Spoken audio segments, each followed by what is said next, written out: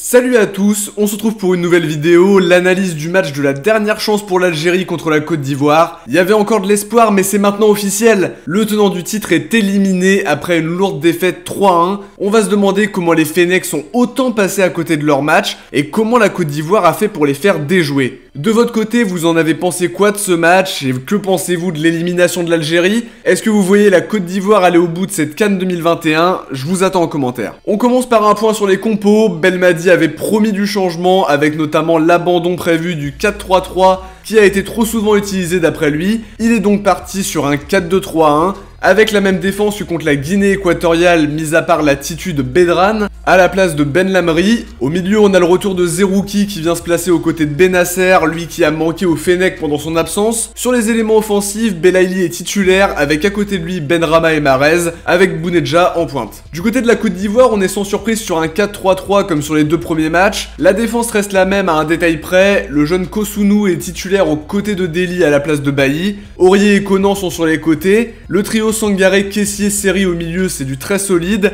Devant, on a Gradel titulaire à la place de Zaha, aux côtés de Pépé et Haller. Pour passer à une analyse plus détaillée, faut aussi revenir sur le contexte. L'Algérie a vraiment besoin d'une victoire pour voir les huitièmes après un début de compète vraiment très décevant. Le nul contre la Sierra Leone et la défaite synonyme de fin d'invincibilité contre la Guinée équatoriale. Les Fennecs avaient plus le choix et pour ça, fallait gommer les problèmes offensifs et retrouver une bonne assise défensive, comme je l'évoquais dans ma vidéo de mercredi. Si on se base sur la première période parce que c'est vraiment là où tout a basculé, un début de match haché avec pas mal de fautes, l'Algérie doit faire le jeu parce que la pression c'est sur leurs épaules uniquement, et comme on pouvait s'y attendre, les Ivoiriens jouent en bloc, c'est très dur à déstabiliser. L'Algérie a du mal à mettre de l'intensité et tente surtout de faire la différence par des ballons longs et aériens, pas forcément simple quand il y a un joueur comme Deli en face qui est vraiment très grand. Beaucoup d'interceptions donc de la part des joueurs ivoiriens sur ces fameux ballons longs, toujours ce problème aussi de contrôle dans la surface dont je parlais dans ma dernière vidéo. Il y a une situation pour Belaïli où il peut tenter une volée en première intention, mais au final, son contrôle gâche l'occasion en prenant le ballon du tibia. Ça me rappelle un peu l'occasion de Brahimi contre la Sierra Leone où il peut mieux faire, des tentatives aussi sur le gardien et globalement toujours ce gros problème d'inefficacité offensive. On se retrouve dans le même schéma que contre la Guinée équatoriale, un but pris juste après une occasion franche, et on a revu ça aujourd'hui sur la frappe de Benasser après un corner joué très vite qui a surpris les Ivoiriens. Derrière, on sait que la Côte d'Ivoire va très vite en transition, ils attaquent en surnombre et le premier but est très bien construit, et encore une fois on va retomber sur la même problématique côté algérien, défense beaucoup trop passive, qui a du mal à se replier,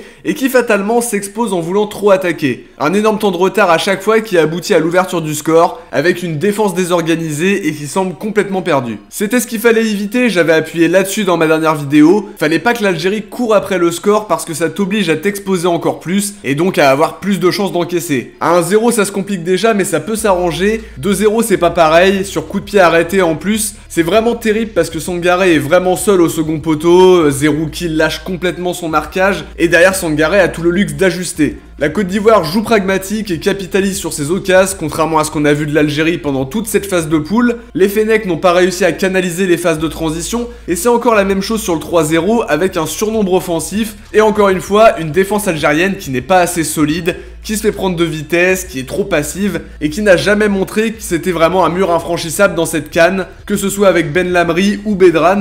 Mboli a été important dans cette campagne en maintenant l'Algérie en vie par de très grosses interventions. C'est dommage d'ailleurs pour le penalty, symbole un petit peu du parcours algérien dans cette CAN. Le contre-pied de Mahrez est vraiment très bien, mais le poteau va sauver la Côte d'Ivoire. Derrière, il y a un petit sursaut d'orgueil, évidemment trop tardif, et ça aboutit à une plutôt belle séquence avec le but de Ben Debka sur une passe d'Edmandi. Derrière, il y a des occasions, mais le scénario du match fait que c'est très difficile de croire à une remontée. Si on regarde sur le match entier, j'ai souvent eu l'impression de voir une équipe algérienne résignée, un manque d'intensité en première période et de trop gros défauts dans le jeu pour espérer s'imposer, une défense trop friable, trop passive et un secteur offensif qui n'a pas su peser, qui n'a pas su être tranchant. Élimination finalement logique par rapport à ce qu'on a vu sur les 3 premiers matchs, trop de soucis tactiques à régler, difficulté à faire face tactiquement à la Côte d'Ivoire, qui elle de son côté a fait un super match. Je le précise parce qu'on a souvent tendance à taper beaucoup sur l'Algérie dans ce genre de match, mais il faut aussi rappeler que la Côte d'Ivoire a fait un très bon match, plein de pragmatisme avec des coups offensifs très bien joués, des joueurs joueurs qui se trouvent, une défense solide et des phases de transition vraiment hyper efficaces, ça allait trop vite pour la défense algérienne, vraiment en manque de confiance. Pour parler un peu de mes tops, j'ai trouvé que Kessie avait fait un super match dans l'entrejeu en se projetant aussi très bien. Il est d'ailleurs récompensé par son but et par le trophée de l'homme du match. Autre prétendant au titre d'homme du match, ça aurait pu être Pépé qui a été omniprésent. Chaque ballon qu'il recevait pouvait amener un but et concrètement on a vu en termes de vitesse c'était très dur de l'arrêter. Dans l'ensemble la Côte d'Ivoire a été impériale sur le plan collectif, mais si on veut rentrer dans les joueurs qui sont encore plus sortis du lot, on peut citer Aurier qui a fait un match taille patron avec beaucoup de caractère, Sangaré au but qui a sauvé une ou deux grosses occasions,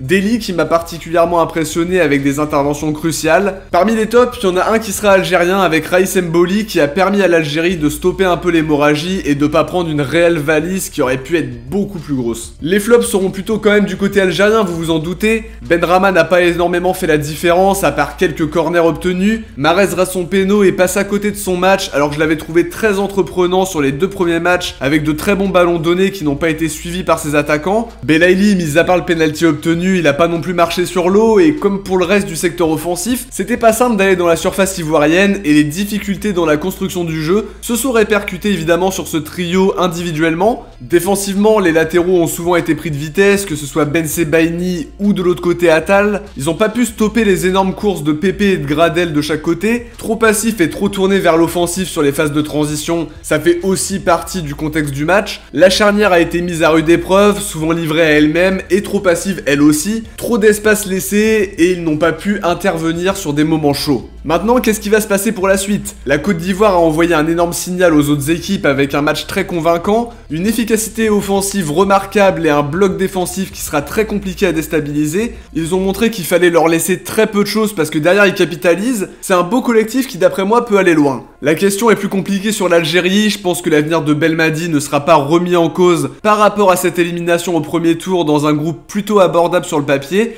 Je dis bien sur le papier parce que tout peut se passer et toutes les équipes ont quand même pas mal de qualité. Il y a une place au mondial à aller chercher côté algérien, il ne faudra pas ressasser la fin de l'invincibilité et l'élimination au premier tour. N'oublions surtout pas le travail que fait Belmadi depuis qu'il est à la tête de la sélection. Cette performance désastreuse sera formatrice, il y a beaucoup de conclusions à en tirer, revoir l'animation offensive pour être plus tranchant, être plus serein défensivement et jouer de manière plus équilibrée. L'élimination est selon moi méritée et ça va pousser Belmadi à trouver d'autres solutions. Il a le temps avant le mois de mars parce que c'est toujours difficile d'ajuster et de travailler tout ça en pleine canne alors que l'équipe est dans une situation comptable vraiment difficile. Je m'inquiète pas pour les Fennecs dans l'avenir, ils ont un très bon groupe, un collectif de qualité qui va tenter de faire un gros parcours à la Coupe du Monde. C'est un accident de parcours, peut-être aussi un petit peu trop de suffisance au moment d'aborder cette canne, mais cet échec sera évidemment formateur. De notre côté les amis, on arrive à la fin de l'analyse, j'espère en tout cas que ça vous a plu. Dites-moi en commentaire si vous aimez mes vidéos sur la CAN. N'oubliez pas de mettre un petit like, de vous abonner, de partager. Vous pouvez aussi me suivre sur mes réseaux sociaux, Twitter, Insta, Facebook et Discord, tous les liens sont en description si ça vous chauffe. On se retrouve très vite pour d'autres vidéos sur la CAN, mais aussi pour l'avant-match de Lens OM. Ciao, portez-vous bien et surtout allez l'OM.